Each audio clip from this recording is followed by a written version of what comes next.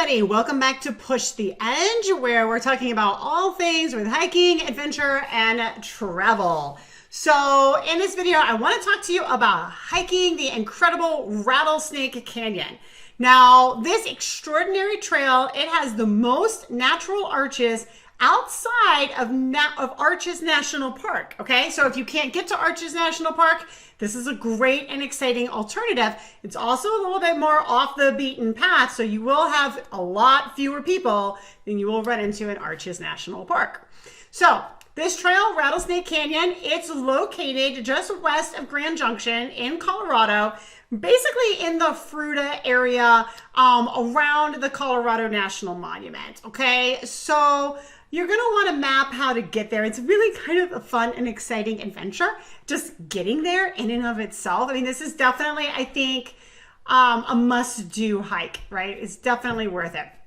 So from Grand Junction, you're going to take I-70 West to the Fruita exit. You're going to turn left off the off-ramp, and you're going to follow signs to the Colorado National Monument, all right? You're going to actually want to drive, if you're going this way, through the Colorado National Monument. And there's other, you're going to want, I'm not going to give you every single direction to get there. This is just kind of like a general overview to help you sort of get a sense of where you're going. But ultimately, you are going to end up on this dirt road, okay? Now, all of the directions that I read prior to traveling to Rattlesnake Canyon, and even just kind of going back and doing some more research for this video, they all say it is approximately 13 miles to the Rattlesnake Arches Trailhead, okay? And this is from, as my understanding is, from when you turn onto a dirt road. The thing is that really I found it was more like 11 miles. So just sort of keep that in mind, that it's going to be somewhere around 11 to 13 miles. But for us, right, we definitely started the counter because we didn't want to accidentally miss anything, which you're not going to be able to do, I don't think. And we sort of wanted to have a sense of how far we were, because you're not going to be able to go very fast on this dirt road getting back to the trailhead, okay? They recommend that you have a high clearance four-wheel drive vehicle to get to the trail, and I absolutely 100% agree with that. Some of the guidelines, some of the things that you'll see getting back to this trailhead, it'll tell you, that maybe you can make it everywhere, up to a certain point without four-wheel drive, but I really think you need a high clearance four-wheel drive for the whole thing.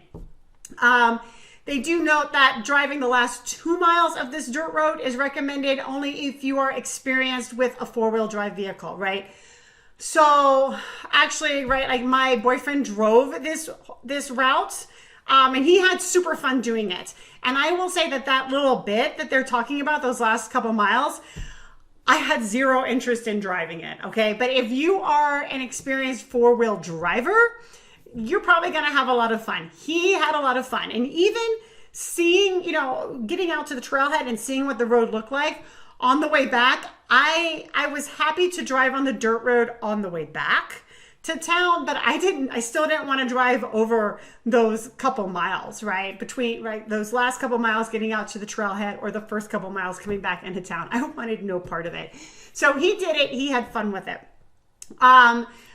They'll tell you, right, if the weather's bad, right, if it's been a lot of rain, don't go out there, because these roads, like getting to the trailhead, not going to happen. Okay. We went out on a really dry, sunny day. So that was good. And also, you're going to want to check and make sure that the roads are open, because in general, right, they say there's an upper road and a lower road. And the upper road is open, they say, from about April 15th to mid-August. And the lower road access is open from August, it says, to mid-August to about mid-February. But it does say that motorized travel is prohibited from February 15th to April 15th of each year, okay? So again, just verify all of that before you go out. Make sure that the trail is open. We didn't go out until sometime in like late April. So it was open, it was fine, it was good to go. So, like I said, when we started going, we thought it was going to be 13 miles on this dirt road. It was more like 11. We got a little bit confused, and what's going to happen is, the road, like you're going to take this dirt road out and it will dead end, but it just loops around and then spits you back out. So when you get to that point, because we thought we had, I don't know, another mile or two to go, and all of a sudden we're at this dead end with this loop. When you get to that point, you are at the trailhead. Now, from the Jeep, we could not see the trailhead marker at all. It just wasn't visible. We had to park, we had to get out, we kind of had to walk around that area. It's a small area, it's not a big deal. But we had to walk around, and one of us was like, hey, I think my boyfriend was the one that found the trailhead. But anyways, we found the trailhead, and then we could start down from there. But we could not see the trailhead from the Jeep, even though we were at the trailhead. Driving out there, when you get on that dirt road, definitely bumpy, definitely takes a long time, because you're going, what, 20 miles an hour maybe? So, I mean, plan to spend 45 minutes to an hour on this dirt road one way, okay? And I'm gonna put in a really short clip. So this isn't the treacherous or the more treacherous part, right? This is kind of early on, so that you can sort of get a sense of what that road looks like. So let's take a look at that.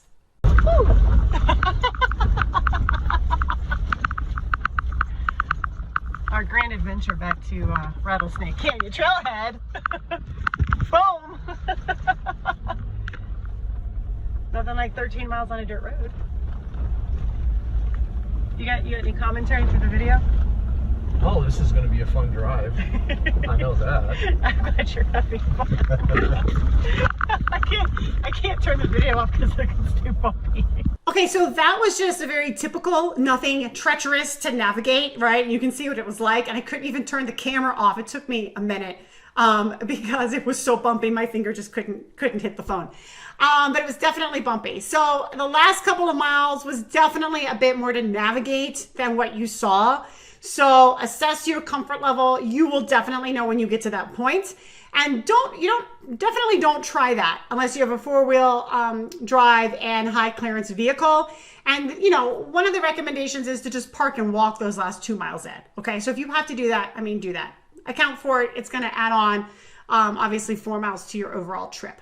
Now, once we got on the trail itself was not crowded at all. We did see people, but probably the whole time we were out there, we probably saw maybe, I'm not even sure we saw 10 people, okay? And you do get to see lots and lots of natural arches. Like I said at the beginning, this hike is billed as being, right, the most arches that you can see, natural arches outside of Arches National Park. And apparently there are 35 natural arches and 8 major arches. So the 8 major arches obviously are super easy to spot. I don't think we necessarily found all of the smaller ones, but it's really obvious to see the big ones, and it's super cool. The hike is billed as being an out and back, and we're going to talk about this, or as a loop, all right? And as an out and back, I've read different things. But as an out and back, if you're parking at the trailhead, I've read 6.2, I've read 4.4, but I think it's really more towards the 6.2 side. We did it as an out and back, and let me tell you what happens here, okay? So you're prepared for this.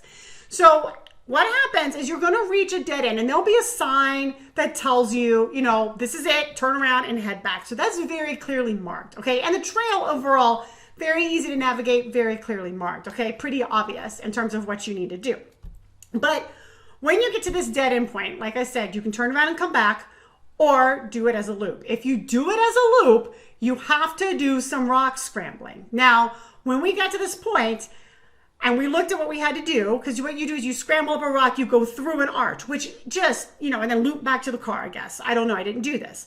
But you do go through an arch, which I just thought was super cool, okay? I really did. It looked super cool. When was the last time you got to climb through an arch on a hike, right? That doesn't come up too often, if ever. I'd never done it, and I've done tons of hikes in arches, and this has never come up. So I didn't feel confident, though, in my ability to scramble. Now, there was a woman who came up behind us, and she felt really confident. She was really good, and we watched her go and do this scramble and go through the arch. And that was helpful. She made it look easy.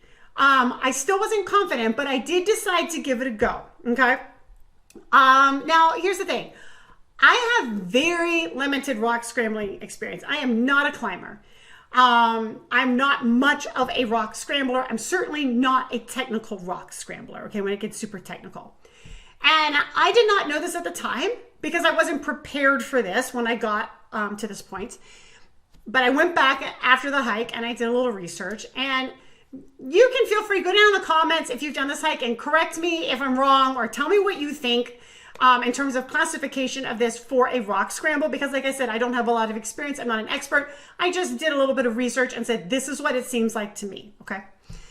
So based on what I read, I'm going to say this is somewhere around a class 3 to a class 4. So class 3 means if you fall, you could break a bone. Definitely, as you go up this, if you fall, you could absolutely break a bone. So I feel really confident with that about saying it's a class 3.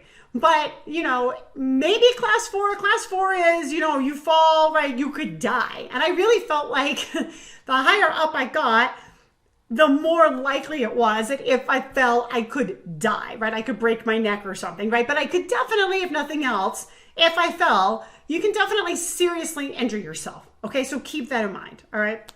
So I didn't make it that far up. I realized it partway up. And what happened is I had a complete mental breakdown on the side of this rock. Great place to have a mental breakdown. And I just started to cry. Like I just shut down. Like this wasn't happening for me. Okay.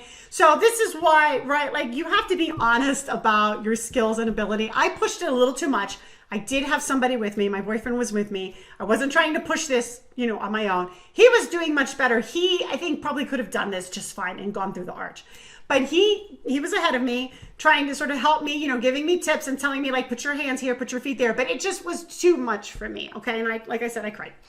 So he cycled back and he very slowly helped me baby step off the rock. And then we just went back the way that we came. All right. So definitely this is my experience, definitely keep it in mind. If you think it's too much, right? If you get to that point and you think it's too much, it's probably too much, okay? And if you don't have a lot of experience with technical rock scrambling kinds of things, I personally wouldn't do it. But, you know, that is your call. I would do it as an out and back. It's an absolutely gorgeous trail, and you get to enjoy the arches on the way back, and there's absolutely nothing wrong with that. But if you're in the Grand Junction, Fruita area, absolutely look this trail up. Rattlesnake Canyon, saw no rattlesnakes on it, by the way. Absolutely should be one that you make a priority to do.